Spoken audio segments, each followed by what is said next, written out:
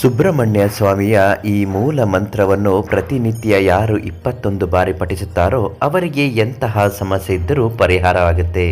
ಬರಬೇಕಾದ ಹಣ ಎಲ್ಲಿದ್ದರೂ ಹೇಗೆ ಇದ್ದರೂ ಬಂದು ಸೇರುತ್ತೆ. ಸಾಲದ ಸಮಸ್ಯೆ ಇದ್ದವರು ಸಾಲವನ್ನು ತೀರಿಸುತ್ತೀರಿ. ಸುಬ್ರಹ್ಮಣ್ಯ ಸ್ವಾಮಿಯ ಮೂಲ ಮಂತ್ರವನ್ನು ಪ್ರತಿನಿತ್ಯ 21 ಬಾರಿ ಪಠಿಸಿ ನೋಡಿ. ಯಾವ ಕಷ್ಟಗಳು ಎದುರಾಗುವುದಿಲ್ಲ. ಜೀವನದಲ್ಲಿ ವಿಪರೀತ ಕಷ್ಟಗಳು, ನೋವುಗಳು, ಅಡಚಣೆಗಳು, ಯಾವುದೇ ಕೆಲಸ ಕಾರ್ಯಗಳನ್ನು ಪ್ರಾರಂಭಿಸಬೇಕಾದರೆ ಹಲವಾರು ತೊಂದರೆಗಳು ಬಂದು ಅದನ್ನು ಕೆಡಿಸುತ್ತಿರುತ್ತವೆ. ಅಂತಹ ಸಮಯದಲ್ಲಿ ಸುಬ್ರಹ್ಮಣ್ಯ ಸ್ವಾಮಿಯ ಈ ಒಂದು ಮಂತ್ರವನ್ನು ನೀವು ಪಠಿಸುವುದರಿಂದ ಖಂಡಿತವಾಗಿಯೂ ಅಂಥ ಕೆಲಸದಲ್ಲಿ ಯಶಸ್ಸು ಅನ್ನುವುದು ಸಿಕ್ಕೇ ಸಿಗುತ್ತೆ. ಆ ಮಂತ್ರ ಯಾವುದು, ಯಾವ ವಿಧಾನದಲ್ಲಿ ಪಠಿಸಬೇಕು, ಸಂಪೂರ್ಣ ಮಾಹಿತಿಯನ್ನು ಇವತ್ತಿನ ಕಾರ್ಯಕ್ರಮದಲ್ಲಿ ನಿಮಗೆ ತಿಳಿಸ್ಕೊಡ್ತೀನಿ. ಅದಕ್ಕಿಂತ ಮೊದಲು ನೀವಿನ್ನೂ ನಮ್ಮ ಚಾನಲನ್ನು ಸಬ್ಸ್ಕ್ರೈಬ್ ಮಾಡಿಲ್ಲ ಅಂದರೆ ಈ ಕೂಡಲೇ ಸಬ್ಸ್ಕ್ರೈಬ್ ಮಾಡಿ.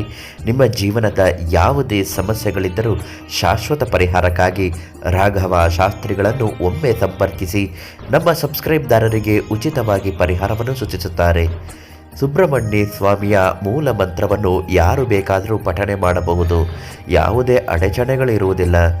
ಯಾವುದೇ ಕೆಲಸ ಕಾರ್ಯಗಳನ್ನು ಪ್ರಾರಂಭಿಸಬೇಕಾದರೆ ಹಲವಾರು ತೊಂದರೆಗಳು ಬಂದು ಅದನ್ನು ಕೆಡಿಸುತ್ತಾ ಇರುತ್ತೆ. ಅಂತಹ ಸಮಯದಲ್ಲಿ ಸ್ವಾಮಿಯ ಈ ಒಂದು ಮಂತ್ರವನ್ನು ನೀವು ಪಠಿಸುವುದರಿಂದ ಖಂಡಿತವಾಗಿಯೂ ಕೆಲಸದಲ್ಲಿ ಯಶಸ್ಸು ಅನ್ನುವುದು ಸಿಕ್ಕೇ ಸಿಗುತ್ತೆ. ಹಾಗಂತ ಪಂಡಿತ್ ರಾಘವ ಶಾಸ್ತ್ರಿಗಳು ತಿಳಿಸಿದ್ದಾರೆ.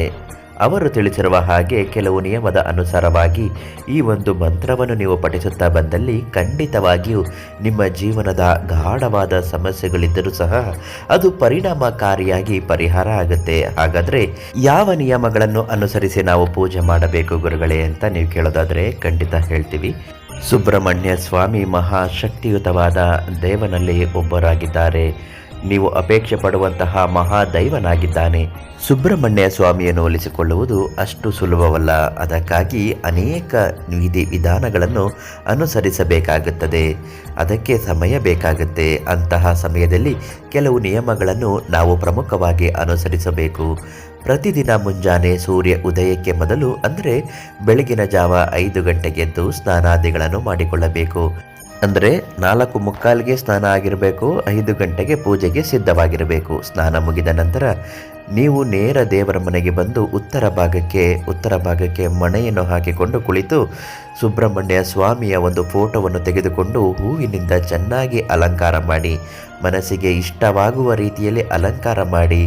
ನಂತರ ಸುಬ್ರಹ್ಮಣ್ಯ ಸ್ವಾಮಿಗೆ ಇಷ್ಟವಾದಂತಹ ಗಂಧದ ಕಡ್ಡಿ, ನವಿಲುಗರಿ ಇದು 2 ಪಕ್ಕದಲ್ಲಿ ಇಟ್ಟು ಪೂಜೆ ಮಾಡುವ ವೇಳೆಯಲ್ಲಿ ಅಕ್ಷತೆ ಕಾಳುಗಳನ್ನು ಎಡಗೈಯಲ್ಲಿ ಹಿಡಿದು ಇದನ್ನು ಬಳಕೆಯನ್ನು ಮತ್ತು ಅದರ ಮೇಲೆ ಮುಚ್ಚಿಟ್ಟ ಒಂದು ಸಂಕಲ್ಪವನ್ನು ಮಾಡಿಕೊಂಡು ನಿಮಗಿರುವಂತಹ ಕಷ್ಟಗಳೆಲ್ಲ ಬಗೆಹರಿಸುವಂತೆ ಬೇಡಿಕೊಂಡು ಸ್ವಾಮಿಯನ್ನು ಬೇಡಿಕೊಂಡಾದ ನಂತರ ಸುಬ್ರಹ್ಮಣ್ಯನಿಗೆ ಪ್ರಿಯವಾದ ಷಣ್ಮುಖ ಮಂತ್ರ, ಈ ಮೂಲ ಮಂತ್ರವನ್ನು ಭಾರಿ ಕಟ್ಟುನಿಟ್ಟಾಗಿ ನೀವು ಪಠನೆ ಮಾಡಬೇಕು. ಪಠಿಸುವಾಗ ನಿಮ್ಮ ಯಾವುದೇ ಸಮಸ್ಯೆಗಳಿದ್ದರೂ ಹೇಳಿಕೊಳ್ಳಲೇಬೇಕು.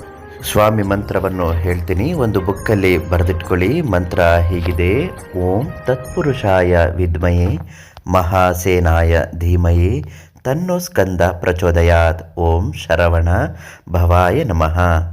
ಈ ಮಂತ್ರ ನೀವು ಭಕ್ತಿಯಿಂದ ಬೇಡಿಕೊಂಡು ನಿಮ್ಮ ಕಷ್ಟಗಳನ್ನೆಲ್ಲ ಹೇಳಿಕೊಂಡು ಸ್ವಾಮಿಗೆ ಪೂಜೆ ಮಾಡುವಾಗ, ಮಂಗಳಾರತಿ ಮಾಡುವಾಗ ಎಲ್ಲ ಕಷ್ಟಗಳು ಸಂಕಷ್ಟಗಳು ಬಗೆಹರಿಸುವಂತೆ ಆಗಲಿ ಎಂದು ಮನಸ್ಸಿನಲ್ಲಿ ಹೇಳಿದ ನಂತರ ಮನೆಯವರಿಗೆಲ್ಲ ಮಹಾಮಂಗಳಾರತಿ ಮಾಡಿ ಮಂಗಳಾರತಿ ಕೊಟ್ಟು ನೈವೇದ್ಯವನ್ನು ಕೊಡಬೇಕು, ಪ್ರಸಾದವನ್ನು ಕೊಡಬೇಕು.